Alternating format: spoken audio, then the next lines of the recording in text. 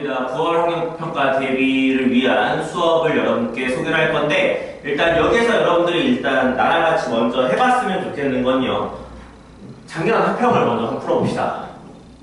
2023학년도 이제 고1 국어 9월 학력평가인데요. 물론 이러셨으면 좋겠어요. 내가 지금 현재 국어적인 능력이 조금 나쁘지 않다는 친구들은 제가 먼저 2학년 거부터 업로드를 해놨을 거예요. 여러분들 그거부터 보시는 것도 나쁘지 않을 것 같아요. 어차피 뭐 여러 가지 것들을 공부하는 차원이라 본다고 한다면 뭐 1학년, 2학년 구분할 필요가 있겠습니까?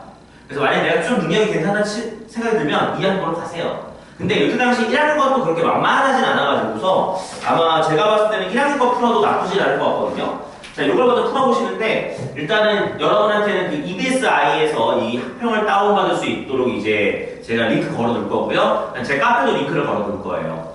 그래서 여러분들이 다운받아서 풀 수 있는 친구는 다운받아서 여러분들이 푸시면 되겠죠? 그치? 자, 그래서 얘를 여러분들이 푸시고 얘기하는 건데, 등급컷이 생각보다 낮아요.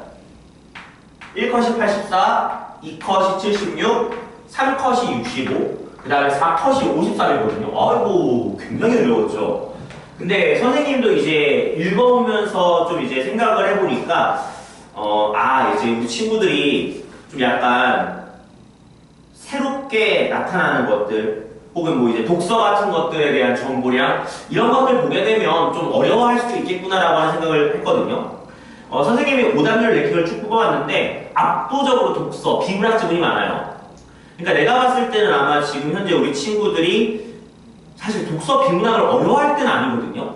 근데 만약에 이게 어려워할 때라고 얘기한다면은 아마 제가 봤을 때는 읽는 방식이나 이런 것들에 대한 고민이 좀 있어야 되지 않을까 싶은 생각이 있어요. 그래서 5단별 랭킹이 다 독서고 딱 하나만 문학 들어가 있는데요. 문학은 또 현대시였어요. 근데 현대시는 약간 추상적인 결은 좀 있더라고요. 그래서 여러분들한테 제가 일단은 이런 부탁을 하겠습니다. 만약에 여러분들이 지금 이 수업을 들으실 거라고 한다면은 먼저 잠깐 정지해 두시고 일단 얘를 먼저 풀고 오세요. 근데 시간이 중요해. 시간은 얘들아 75분이야. 와, 선생님, 저희 80분 보는 건데 왜 75분이에요? 집에서 하는 거잖아. 스카에서 하는 거잖아. 그치? 편한 데서 하잖아요. 불편한 자리가 아니란 말이야. 만약에 불편한 자리면 80분 하는 게 맞죠. 근데 여러분들은 보통 이거 공부했을 때 스카나 이런 거 하기 때문에 되게 자리 편할 거야. 이 정도 하시는 게 맞겠죠, 여러분들. 그치? 이 정도까지 풀고 잠깐 쉬었다가 바로 들으시면 돼요. 선생님은 이제 오답률이 좀 높았던 것들 위주로 여러분께 해설을 해드릴 거예요. 물론 여러분들이 중간에 나한테 뭐 모르는 것이 있으면 댓글 남겨주세요. 그럼 제가 그거 보고서 또 이 작품은 좀 해볼 만한데? 이 시절은 좀 볼 만한데? 하는 것들을 좀 제가 또 할 거예요. 근데 일단 기본적으로 저는 오답이 높았던 것들 위주로 해서 여러분들이 이런 것들을 교정을 해야 된다 라고 하는 것을 제가 보여드릴 거예요. 자, 일단은 저랑 같이 볼 거는 일단 큰 친구들만 들으셔. 21번부터 26번에 해당하는 인문예술 제재인데 얘는 그냥 뭐랄까 어렵지 않은데 그냥 정보량이 많다고 해야 될까? 근데 애들이 이때 당시 21번 많이 틀렸고 24번 많이 틀렸네요. 21번은 오답률 2위, 66%의 친구들이 틀렸고요. 24번은 오답률 6인데 54.5%인데 제가 느꼈을 때는 이거 아마 다 읽고 풀었으면 왠지 틀렸을 것 같습니다. 찾느라 오래 걸렸을걸요? 그래서 이것도 제가 2학년 때 수업 때도 얘기하는데 가나지문 나오게 되면 이거 다 읽으려고 하지 마시고요. 항상 가를 먼저 읽고 문제 처리할 수 있는 거 먼저 문제 처리하세요. 이거 제가 아마 한 고3 때까지 계속 함께 하시면 내가 한 50번 얘기할걸요? 우리 인간은 이 글을 읽었을 때 여러분들이 원하는 1학년들이 특히 원하는 것이 뭐냐면은 이 지문 읽었을 때 내 머릿속에서 이게 다 기억이 나야 된다고 생각을 해놔봐. 얘들아 그거 말도 안 되는 이야기예요. 야, 여기는 글이 머릿속에 다 입력이 되잖아요. 여러분들이 지금 여기 있으면 안 돼요. 여러분들이 이미 지금 대학 가 있어야 되거나 아니면 이미 뭐 나서 나와서 갔겠지. 다 기억나는 게 아니에요. 어느 정도 내용이 머릿속에서 정리가 되는 것이고 그 내용 중에서 이제 일부는 내가 찾아보거나 생각하면서 이제 푸는 거지 이 글이 한 번에 달렸을 때 한 번에 이해된다? 그건 말이 안 돼요, 여러분들. 자, 그런데 내가 가나를 다 읽게 되면 8문단, 9문단인데 이거를 머릿속에 다 기억하고 사는 친구들이 세상에 얼마나 되겠니? 일반적인 사람이면 그거 안 되거든요. 그래서 가만 읽고 한 3, 4문단 읽고 문제 푸시고 나머지 거 읽고 푸셔. 여기 깔끔해. 정확도를 높입시다. 어설프게 읽지 마시고 제대로 읽어서 정확도를 끌어올리세요. 이게 맞는 거야. 알겠어요? 자, 선생님이랑 이거 읽어볼 건데 솔직히 선생님은 그렇게 어렵지 않았었거든요. 근데 여러분들이 만약에 이 글이 어려웠다라고 얘기한다면 이 생각하셔. 옆에다가 A4 용지 하나 펴. 차분하게 읽어보고 글 정리해. 요약하는 연습이야. 기본적으로 글을 읽었을 때 요약하는 힘이 부족하게 되면 글의 내용이 더 선명하게 안 남아요. 두루뭉술하게 뜨죠. 어차피 글이라고 하는 건 이 사람이 쓰고자 하는 목적이 있다라고 하는 건 다 아시잖아요. 그럼 여러분들은 차분하게 그 내용을 정리하면서 들어가는 게 나쁘지 않다는 것이죠. 자, 읽어볼게요.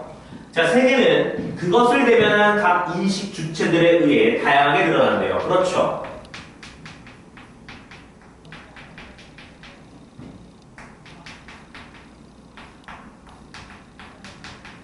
우리는 지금 세계를 살아가고 있는데 인식의 주체니까 바로 나와 여러분들 얘기하는 거잖아. 그 사람들이 보는 거에 따라서 그 세계가 당연히 달라 보이지 않을까? 그쵸?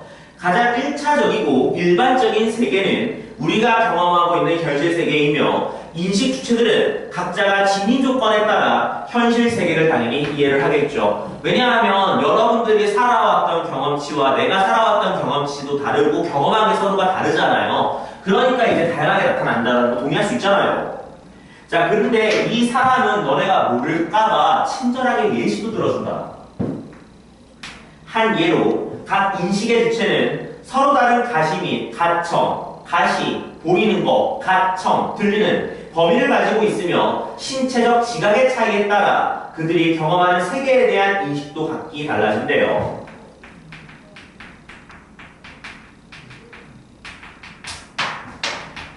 이런 것들이 있다 보니까 당연히 여러 가지로 나타난다고 보시면 되겠죠. 또한 두 번째죠. 인식의 주체는 일상 언어를 바탕으로 현실을 인식한대요.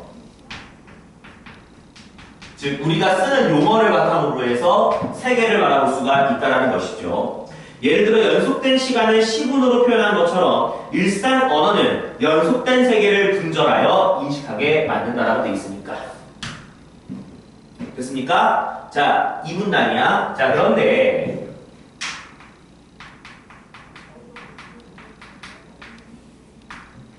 신체적 지각이나 일상적인 언어는 당연히 고정될 리가 없죠. 여러분들 키 크잖아요. 몸무게 늘잖아요. 여러분 언어 쓰는 거 더 늘어나잖아요. 자, 그래서 운동선수처럼 반복적 수련을 하거나 안경 등의 도구를 이용하면 인식 주체의 진 조건은 달라질 수가 있다라고 되어 있어요. 자, 그런데 이 두 가지가 어떤 영향을 받을 수가 있냐면은 너가 만약에 반복적인 수련을 해. 아니면 어떤 도구를 사용을 해. 이런 것들이 있을 경우에 좀 더 변할 수 있다는 것이죠. 그래서 새로 도입된 낯선 언어가 시간이 흐르면서 일상 언어로 자리 잡기도 한대요. 이 낯선 언어가 오히려 시간이 지나면서 우리의 일상 언어로 바뀔 수가 있다는 것이죠. 그렇죠. 우리 생활 같은 거 처음엔 되게 어색한데 쓰면 쓸수록 익숙해지잖아요. 그거 얘기하는 거잖아. 자, 그래서 여러분들 3문단 바로 연결. 인식 주체에 의해 드러나는 각각의 세계는 세계 전체를 이루는 여러 얼굴이라 할 수 있다. 인식 주체들의 인식 조건은 다양하므로 각각의 인식 틀에 따라 저마다의 얼굴, 즉 각각의 존재면이라고 하는 것이 존재를 한대요. 이 존재면은 그래서 다양하다라고 얘기할 수가 있다는 것이지. 그런 의미에서 회화 예술은 세계의 다양한 존재면을 드러내는 작업이래요. 이런 것들이 바로 회화 예술과 연결지어 설명이 가능하다라고 여러분께 소개하고 있습니다. 끄덕일 수 있나요? 자, 4문단이야. 의식 수준이 성장함에 따라 인간은 점차 현실 세계의 현상 너머에 있는 형이상학적인 것을 갈망하게 되었대요. 그렇죠. 우리가 성장하면 성장할수록 내가 있는 현실 세계만을 자꾸 관망하는 것이 아니라 그 이상의 세계를 우리가 생각해 볼 수가 있다고요.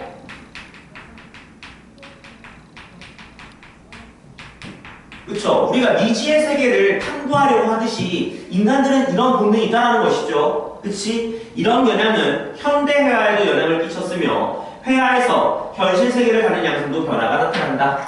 그래서 이런 것들이 어디에 있다고요? 바로 회화에 영향이 끼쳤다고요.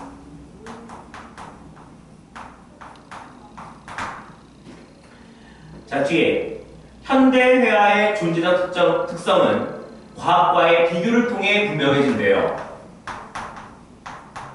그럼 둘의 차이점을 인식하시면 되겠죠. 자, 들어갈게. 회화에서 현실 세계를 다루는 양상도 변화가 나타나는데 과학은 존재면이 비교적 이리적이래요. 얘네는 기본적으로 하나의 의미를 담을 경우가 꽤 많다라고 여러분께 얘기하고 싶은 것이고 뒤에 한 존재면을 수직으로 파고들어 그 면을 심층적으로 드러낸대요. 그러니까 얘네들은 기본적으로 내가 뭐 개미를 잡았어. 그럼 개미만 가지고서 막 판단하는 거죠. 그치? 자, 그런데 뒤에 예를 들어 생물학은 종, 개체, 기관, 세포, 유전자 등을 무수한 면으로 드러낼 수 있는데 이 면들은 넓게 보면 같은 면의 객관적 심층이래요. 다 같은 궤에 있다는 것이죠. 자, 그에 비해서 현대회화는 여러 존재면을 수평적으로 드러낸대요. 그럼 얘는 즉 다양한 의미로 우리가 이해해 볼 수도 있다는 걸 생각해 볼 수가 있겠지. 예를 들어 입체주의나 표현주의 현대회화를 보면 하나의 그림 위에 일상의 현실 세계와 상상에 의한 가능 세계가 혼재 있음을 알 수가 있다. 현실 세계의 실제를 있는 그대로 재현하고자 했던 전통회화와 달리 현대회화는 변형과 과장을 통해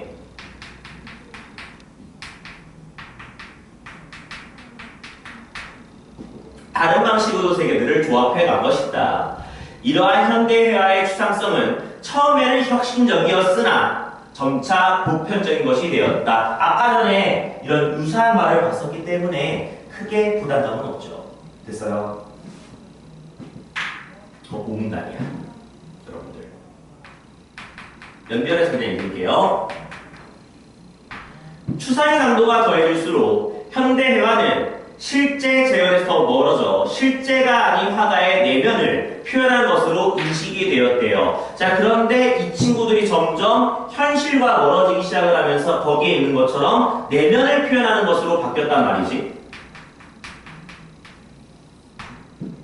내면은 상상의 영역이기에 전통회화와 달리 현대회화로는 현실 세계의 존재면을 드러내기 어렵다는 인식이 생겨났으나 현대회화의 추상성에 대해 실제는 배제한 채 내면만 표현한 것이라고 이분법적으로 이해하는 것은 적절하지가 않다. 내면을 표현했지만 우리가 단순하게 현실과 내면 이렇게 잘라서 보는 건 아니라는 것이죠.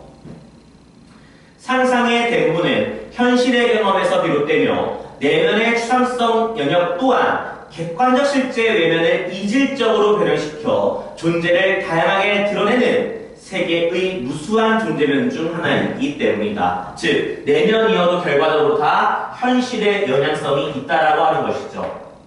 현실을 주관적으로 바꿨다는 얘기잖아.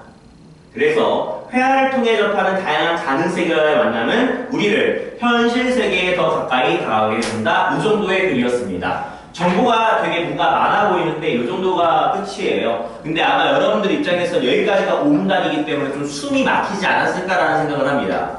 자, 이렇게 되면 일단 선생님은 21번, 22번, 23번, 24번 선지는 지울 수가 있을 것 같아요. 자, 21번 오답률 1입니다. 선생님 이거 나도 물어보는데 어떡해요? 가만히 읽고 처리하라니까. 1번 선지. 인식의 주체가 인식의 한계를 극복하는 과정, 이런 얘기 한 적 없잖아요. 그으셔야죠. 2번, 현대회화의 추상성을 이분법적으로 이해하는 이유라고 돼 있는데 이런 얘기 한 적은 없어요. 근데 친구들이 되게 매력적으로 느꼈나 봐요. 아니죠. 3번, 가는 세계에 대한 인식을 바탕으로 회화 예술을 이해하는 관점을 이건 끊어볼 수 있으니까 선지 살릴게. 넘어가. 4번이야. 이때는 4번만이 찍었네. 가는 인간의 의식 수준의 성장에 따른 현실 세계의 변화 양상이라고 되어 있어요. 되게 그럴싸한 선지죠. 자, 인간의 의식 수준이 성장함에 따라서 라고 되어 있으니까 뭔가 되게 예쁘게 얘기할 수 있을 것 같다 생각하지만 이것에 따라서 현실 세계가 변화했다라고 얘기할 수는 없죠, 여러분들. 그치? 4번은 살릴 수가 없어요, 여러분들. 그치? 그 다음에 5번. 현대회화가 세계를 추상적으로 드러내는 방식? 뭐 나쁘지 않다라고 느낄 수는 있을 것 같지만 근데 여러분들 딱 보면 알겠지만 3번이 되게 매력적이긴 하죠. 그치? 이거 넘어가. 자, 22번이야. 적절하지 않은 것 고르래. 봐봐. 얘는 가만히 읽고도 풀 수 있다는 얘기잖아. 그치? 근데 여러분들이 얘 같은 경우에는 4번 선지를 한번 읽어볼까? 개개 과학 학문은 하나의 존재면이 서로 관련이 없는 여러 존재면들로 구성되어 있을 때 그 학문이 심층을 드러낼 수 있다라고 되어 있는데 얘네들 아까 얘기했죠? 이것들이 다 연관성이 있기 때문에 이런 것들을 통해서 객관적인 심층을 드러낼 수 있다고 되어 있었잖아요. 그러니까 기본적으로 관련이 없는 것들 이런 말들 쓰는 거 어울리지 않죠. 정답 바로 4번 찍혔기 때문에 아마 얘네들은 많이 안 틀렸던 것 같아요. 기억이 남죠? 그지?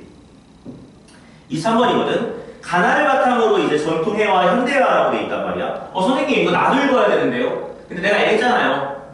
선지 가지고서 지워낼 수 있는 것들은 지워내는 게 맞다니까, 여러분들. 자, 1번이죠. 기억과 니은 모두 현실 세계의 존재면을 드러내기 어렵다라고 하는 한계를 가지고 있다라고 돼 있는데, 니은은 아까 전에 분명히 뭐라고 그랬습니까? 인법적으로 판단하면 안 된다고 분명히 돼 있었던 것 같기 때문에 요거는 이미 긋고 시작을 할 수가 있죠, 여러분들. 자, 2번이죠. 기억과 니은은 모두 현실 세계의 사실적 재현을 통해 화가의 내면 세계를 드러내는 데 치중했다라고 되어 있는데요. 이거는 뭐 어떻게 살려야 되는 거야, 이거? 사실적 재현을 한다. 이거는 뭐 전통회화라고 얘기할 수 있는데 그게 화가의 내면을 드러냈다 얘기할 수도 없을 것 같고요. 자, 니은은 현실 세계의 사실적 재현을 통해 화가의 내면을 드러낸다? 화가의 내면을 드러내는 건 맞는데 현실 세계를 사실적으로 재현한 건 아니잖아요. 그러니까 뭐랄까 기억의 특징과 니은의 특징을 가져와서 하나씩 묶었다고 얘기를 해야 될까? 틀렸죠. 3번. 이거는 좀 판단하기 어려울 듯. 근데 기억은 전통회화는 다양한 가능 세계와의 만남을 통해 현실 세계에 더 가까이 다가게 된다고?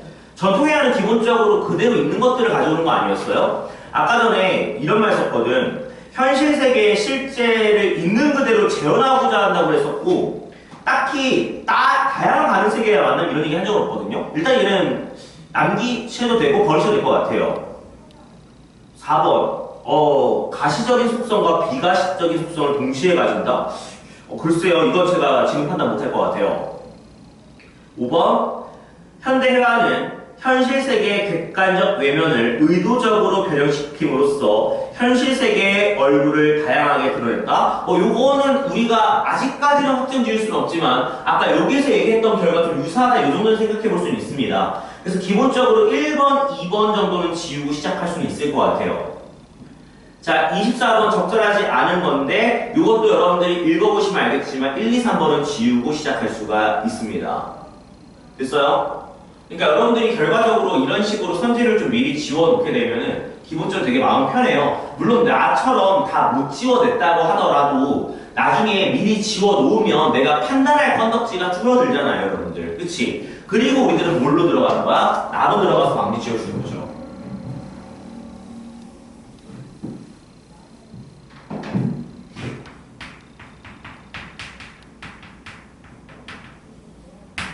자, 읽어보죠. 내용 짧아요. 회화는 캠퍼스 위의 물감으로 색과 형태를 드러낸 가시적인 존재이지만 회화의 의미가 참가자의 주관이나 감상자의 주관에 따라 다양하게 형성된다는 점에서 비가시적 존재이기도 한다. 이렇듯 회화는 둘 다 가지고 있다.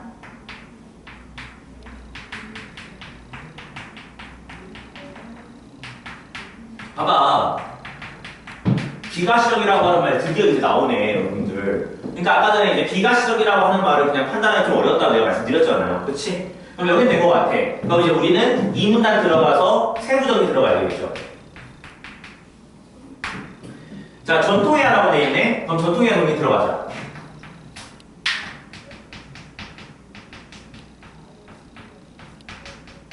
자, 이거 볼게. 전통회화는 가시적 속성을 통해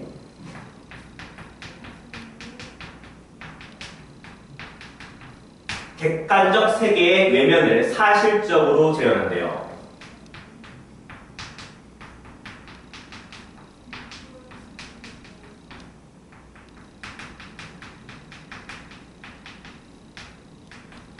됐죠? 이에 반해 현대회화는 가시적 속성을 통해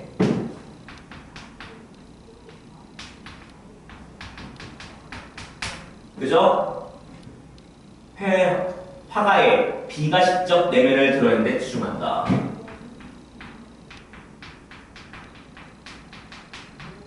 차이점이 좀 있었군요.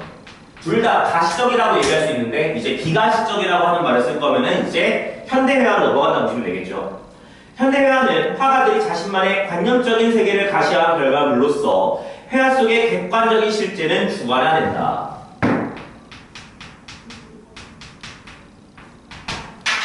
그럼 이 말을 보게 되면 아까 전에 기업과 니은을 구분하라고 했던 그 내용 자체가 그렇게 어렵지 않게끔 처리되겠군요.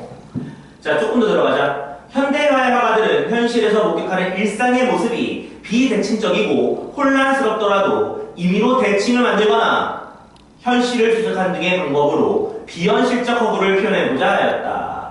이렇게 예술을 통해 현실이 추상화되는 과정에서 예술은 객관적인 현실로부터 점차 멀어지는 경향이 보였다. 아까 여기서 얘기했던 내용 그대로 가지고 왔네요. 그쵸? 그러니까 이 문장을 읽었을 때 여러분들이 그냥 끄덕끄덕 해볼 수가 있을 거야. 아니 물론 집중력이 떨어진 친구들은 이제 아이 뭐 개소리야 이러면서 읽겠죠. 하지만 집중력이 살아있다고 한다면 이 말에 대한 거부감은 없잖아요, 여러분들. 그치?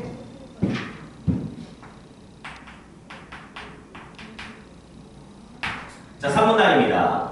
자, 이러한 예술과 현실의 분리는 회화뿐만 아니라 음악에서도 일어났대요. 회화뿐만 아니라 이제 음악도 이제 이런 식으로 전개가 됐다더라. 근데 여기는 그렇게 어려운 건 없어요, 여러분들. 왜냐하면 이거는 그냥 음악에 대해서 쭉 구분해서 정리한 거라서 이거는 좀 빠르게 읽어볼게요. 자, 음악에 사용되는 음은 현실의 무한한 소리 중에 극히 일부이며 일상에서 들을 수 있는 일반적 소리와 달리 균질적이고 세련되면 인적인 묘연을 따른다. 이렇게 음악도 일상 현실과 거리를 두며 그 정체성을 확보해 두었다. 그쵸? 자, 4문단.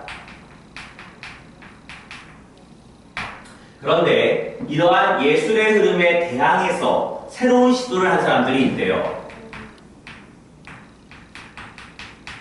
그래서 이제 여러 명의 사람들이 언급이 되죠. 그래서 화가이자 음악가였던 루솔로라고 하는 사람이 있대요. 일상현실의 기계 소리를 소음이 아닌 음악적 표현 대상으로 삼아서 소음기계를 음악으로 만들었대요.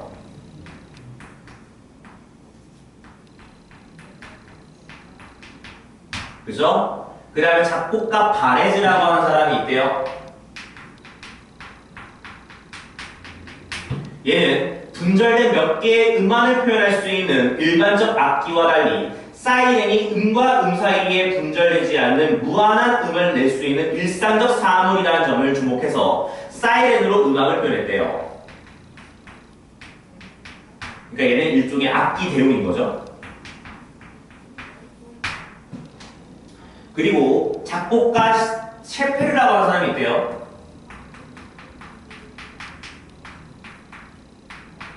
얘는 사람의 소리, 기계 소리, 자연 등을 음향 오브제를 활용을 해서 뭘 했다? 구체 음악이라고 하는 것도 만들었대요. 그러니까 여기 정보가 그냥 열거만 되어 있기 때문에 사실 이거는 그냥 눈 돌리기 해도 충분히 여러분들이 할 수 있는 내용이었죠. 그 다음 마지막 연결할게. 5문단 연결.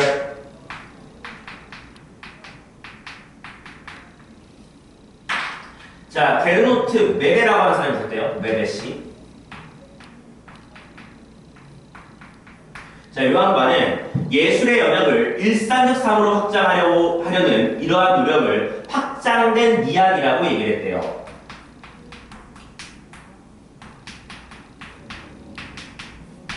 그래서 메베는 예술의 미적 경험이 일상적인 맥락에서 분리되어 예술가라는 특별한 존재에 의해 창조되는 특정한 미적 대상에만 국한된다고 보는 기존의 미학을 비판하면서 예술이 채택되고 수용되는 미적 경험이 일상적 현실로까지 확장되어야 된다라고 얘기를 했습니다. 라고 되어 있네요. 그럼 여기서도 결과적으로 나한테 물어보기가 되게 좋은 거는 역시나 이거였군요. 제가 여러분한테 이제 A4용지 같은 거 주고서 문제를 풀어보라고 얘기하는 이유 중에 하나가 뭐냐면은 이런 것들을 정리하다 보면은 나중에 나한테 어떤 구간을 주로 물어볼지에 대한 경험치가 확보가 돼요. 내가 얘기했듯이 어차피 글은 문제를 풀기 위한 거긴 하지만은 글을 쓰는 의도는 분명히 있다고 생각을 해요. 그래서 이거 아까 전에 가에서도 되게 열심히 얘기했던 것 같은데 연결하면 되게 좋겠다. 이거 되게 열심히 봐야 되겠다. 이런 생각 한다고. 여기는 어차피 정보가 그냥 쭉 나열되어 있는 거니까 이거는 사실 체크한 다음에 눈 돌리기만 해도 되죠. 어차피 시험지 펼치면 이렇게 돼 있을 거 아니야. 맞잖아. 그럼 이렇게 보면서 차분하게 얘기할 수 있는 것들이거든요. 자, 이렇게 되면 여러분들 21번의 답이 3번으로 완전 확정이 돼요. 그치? 5번 아예 안 되잖아요.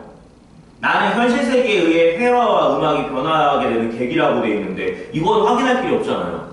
21번, 3번이 완전 확정이 되는 거죠. 그러니까 어렵지 않았던 건데 이제 단어를 다 읽고서 다시 한번 보려니까 내용 기억은 안 나? 그러니까 이제 체크하다 끝났을 것 같아요. 그러니까 선생님이 얘기했던 방식 좀 써놓으시고요. 23번을 보시게 되면 아까 지우지 못했던 것들 지울 수가 있을 것 같아요. 3번 틀렸네요. 23번이야? 3번 틀렸죠. 전통의 하는 니은과 달리 다양한 가능세계와의 만남을 통해서 현실 세계를 더 가까이 다가게 한다라고 되어 있는데 이거는 기억보다는 니은이라고 하는 게 훨씬 더 납득이 되겠죠. 그 다음에 4번도 납득이 되네요. 니은은 가시적인 속성과 비가시적 속성을 동시에 가지는 독특한 존재 방식을 취한다라고 되어 있는데 이것도 여러분들이 그어낼 수가 있을 것 같습니다. 정답은 그래서 5번이 되겠죠. 니은은 현실 세계의 객관적 외면을 의도적으로 변형시킴으로써 현실 세계의 다양한 얼굴을 지닐 수 있게 하는 거다. 이렇게 얘기할 수가 있겠죠. 자, 이렇게 되면 24번도 나쁘지 않게 처리할 수가 있을 것 같거든요. 자, 내가 1, 2, 3번은 얘기 안 했는데 이거 답이 4번인데 저는 친구들이 이거를 아마 이랬을 것 같아요. 1, 2, 3번 긋고서 4번으로 남겨놓고서 어떤 것을 고를까요? 많이 했던 것 같아요. 자, 근데 4번 문제를 다시 한번 읽어보게 되면 뭔가 좀 오류가 있거든요. 자, 차분해져봐. 클린트의 회화는 색과 형태를 가진다는 점에서 가시적이지만 끊어봐.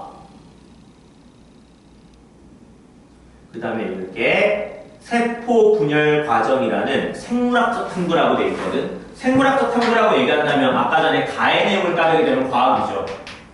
과학은 일의적이라고 얘기를 했고요. 연결되어 있는 것들이 심층적으로 다뤄져 있기 때문에 이 친구는 우리가 가시적이라고 얘기하는 게 맞을 것 같거든요. 객관적이기 때문에. 근데 뒤에 뭐라고 되어 있으니까 비가시적인 속성을 지닌다라고 얘기할 수가 없겠죠. 인과 관계가 잘못됐잖아요. 그래서 얘는 기본적으로 여러분들이 4번을 찍었어야 되는데 약간 이제 어려우니까 5번을 찍지 않았을까라는 생각을 하고 있어요. 자, 25번이에요. 가와 관련해서 나의 언급된 인물들에 대해서 파악한 내용을 적절하지 않은 것인데 이거는 눈 돌리기 바로 해보시면 알겠지만 정답 2번인 거 동의하시죠? 루슬로는 일상의 기계 소음에서 음악에 사용되는 음의 인위적인 배열을 추구했다라고 되는데 음의 인위적인 배열에 대해서 얘기한 적이 한 번도 없어요. 그치? 그래서 정답은 2번 볼 수가 있겠죠. 얘는 이제 눈 돌리기 식으로 풀면 되기 때문에 정답률이 꽤 높았던 문제였던 것 같아요. 26번은 4번이니까 여러분들이 이 정도 보시면 될 것 같습니다. 근데 중요한 건 뭐냐면 요 가나 지문을 보았을 때 그냥 막연하게 접근하기보다는 여러분들이 조금 더 차분하게 읽어내면서 내가 일단 이걸 다 기억하기는 좀 어려울 것 같으니 가를 먼저 읽고서 일단 내가 필요한 것부터 싹싹싹 풀어야 되겠다. 그 다음에 넘어가서 그 다음에 이제 나로 넘어갈 건데 나 같은 경우도 내가 아까 가에서 했던 얘기를 좀 연결해서 다시 한번 해볼까? 이러면 이제 조금 더 정확도와 속도가 확보가 되니까 여러분들이 이렇게 풀어내시면 될 것 같아요. 자, 그 다음에 보니까 29번에 해당하는 현대시가 오답률이 7이었네요, 여러분들. 29번 문제가 53.5%를 보여주었는데, 제가 느꼈을 때는 두 작품이 되게 생소한 작품들이었어요. 그래서 아마 친구들이 좀 버거워하지 않았을까라고 하는 생각을 하는데, 근데 막상 다시 읽어보게 되면 그렇게 어렵지는 않았던 내용인 것 같은데, 자, 일단 여러분들은 항상 보기를 보실 때 이 생각을 합시다. 보기는 결과적으로 이거예요. 이 지문 작품들을 셀렉을 하시고 이 작품을 문제를 낸 사람이 이 작품 이렇게 해보겠다라고 하는 일종의 가이드라인 같은 거거든요. 그 가이드라인을 우리가 준수하는 게 맞잖아요. 그러니까 여러분들이 막 함부로 바꾸지 마시고요. 가급적이면 여기서 요구하는 값을 보시면 되게 좋은데요. 자, 선생님이랑 보기를 먼저 읽어보고 선생님이랑은 나지문만 읽어볼 거예요. 나머지 것들은 제가 읽은 게 없어요. 자, 읽어볼게. 시에서 삶에 대한 가치 있는 태도가 담겨져 있대요. 그러니까 긍정적인 인식이라고 얘기할 수가 있겠지. 그래서 내려와서 하나, 둘, 셋, 네 번째 끝에 나이는 민들레라고 하는 것에 대해서 얘기한대요. 소재죠, 얘가? 대상이죠. 얘가 소멸될 수밖에 없는 운명에 좌절하지 않는다라고 되어 있어. 얘는 소멸할 건데요. 그 소멸에 대해서 좌절하지 않는다고요. 그러니까 부정적인 감정들을 그렇게 많이 보여주지 않거든요. 허무에 맞서는 존재로 바라보는 시선과 다시 허무에 맞서는 존재로 바라보는 시선이래. 그럼 얘는 뭘 가지고 있다는 거야? 그렇죠. 의지적인 것을 가지고 있다라고 번역할 수가 있겠고, 또한 민들레의 내적 가치에 대한 긍정적인 인지. 그래서 이 작품은 철저하게 민들레꽃에 대해서 긍정적으로 바라보겠다라고 하는 것이 설정이 되었기 때문에 요거를 잡고서 읽으시면 될 것 같거든요. 자, 그럼 선생님이랑 차분하게 민들레꽃 한번 읽어보자. 이영기 선생님 것이죠. 자, 읽어볼게. 쬐끔한 것이 노랗게 전력을 다해 샛노랗게 피어 있다라고 되어 있어. 그러니까 우리 시적화자가 현재 이 민들레를 관찰하고 있다라고 하는 것이 눈에 띄죠? 근데 이런 얘기를 하고 있어. 아무것도 넘보지 않는데요. 즉, 민들레꽃은 자신의 위치에서 있는다라는 것이죠. 다만 혼자 주어진 한계, 그 안에서 아슬아슬 한치의 틈도 없이 끝까지 아무것도 넘보지 않는다라는 거잖아요. 그러니까 결과적으로 이 민들레꽃이라고 얘기하는 것은 기본적으로 자신의 어떤 자리를 잘 지킨다는 거죠. 욕심내거나 그게 아니라 자신의 자리를 꾸준하게 지킬 수 있는 애라 얘기하고 싶은 거겠죠. 이어서 바위새를 뒤집거나 잡초 속이거나 씨 뿌려진 그 자리가 바로 나의 자리, 털을 잡고, 그래서 자신의 자리를 꼭 잘 지킨다는 것이죠. 욕심도 부리지 않으세요. 물을 잃어 올리는 실뿌리, 어둠을 힘껏 밀어내는 떡잎, 그리고 그것들이 한데 어울려 열심히 한 데스라고 얘기를 하고 있어. 즉, 이게 바로 어떤 거야? 의지를 보여준다라고 볼 수가 있는 거지. 좌절하지 않고 의지해서 보여주고 있잖아요. 세상에 그 밖에는 할 일이 없어서 아주 노랗게만 피는 꽃, 피어서 질 수밖에 없는 꽃이라고 되어 있다고. 결과적으로 이 민들레꽃은 소멸할 거야. 하지만 내가 얘기했지만 좌절하지 않을 것이고 의지 계속 보여준다라고 셀렉했으니까 넘어가야죠. 쬐끔한 것이지만 나는 여기다 밑줄 세게 그었어요. 그 크기는 어떤 자로도 잴 수가 없대요. 왜? 내적 가치가 훌륭하기 때문이죠. 아, 민들레. 그래봤자 혼자 가는 자의 헛된 꿈. 하지만 헛되어도 좋은 꿈이 아니냐 밑줄 그어야 되겠죠. 소멸하지만 좌절하지 않겠다라고 이해하시면 되는 거니까.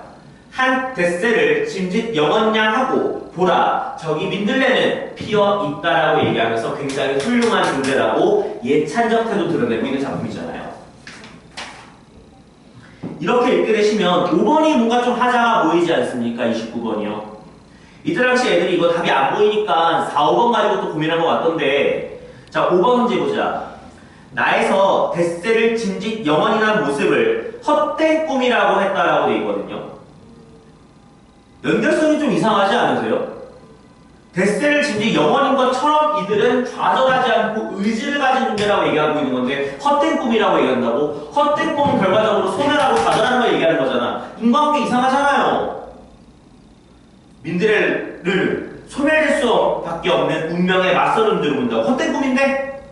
그쵸? 인과응보가 잘못했죠. 즉 좌절하지 않고 의지를 가지고 있는 존재한테 소멸한다고 하는 헛된 꿈이라고 하는 시를 넣어놨잖아요. 인과관계 맞지 않죠. 그래서 정답은 5번이 되는 것이죠. 차분하게 읽으세요. 친구들이 시를 좀 어려워하는 이유 중에 하나가 뭐냐면 해석의 다양성 때문에 그런 건데, 제가 보통 이 얘기를 좀 많이 해요. 이거 작품을 짧은 시간 내에 내가 이해하고 공감하는 건 100%는 좀 난 어렵다. 만약에 나한테 긴 시간을 주고서 차분하게 음미해보고 생각해보라고 한다면 나름대로 납득되는 부분들이 있는데, 당연히 이거 봤었을 때 모든 것들이 납득되기 어렵다. 그러니까 보기에서 주는 그 가이드라인에 대해서만 사고를 좀 정리하는 것이 맞지 않을까를 얘기를 해요. 그래서 만약에 현대시를 좀 많이 틀리는 친구들은 이걸 보완을 하세요. 일단 문학 개념어를 좀 더 성실하게 공부를 하세요. 이 개념어를 공부를 좀 많이 하시잖아요. 그럼 내가 해석할 수 있는 여지를 딱 범주가 정해지거든요. 그 다음에 보기가 있으면 이 보기의 내용을 지문과 작품과 연결하는 연습 좀 많이 하세요. 결과적으로 보기에 있는 내용은 다 여기 반영이 되거든요. 그런 것들을 연습을 좀 하시게 되면은 글을 보는 그 맛이 좀 달라요. 문제를 풀 수 있는 값으로 바뀌어요. 해석의 다양성, 주관성이 많이 사라진다고요. 이 연습을 좀 여러분들이 하시면 좋을 것 같습니다. 자, 그래서 일단 선생님이 1차로 해석할 건 여기까지거든요. 그래서 좀 오답을 높았던 거 2개의 지문을 선생님이 소개를 했고요.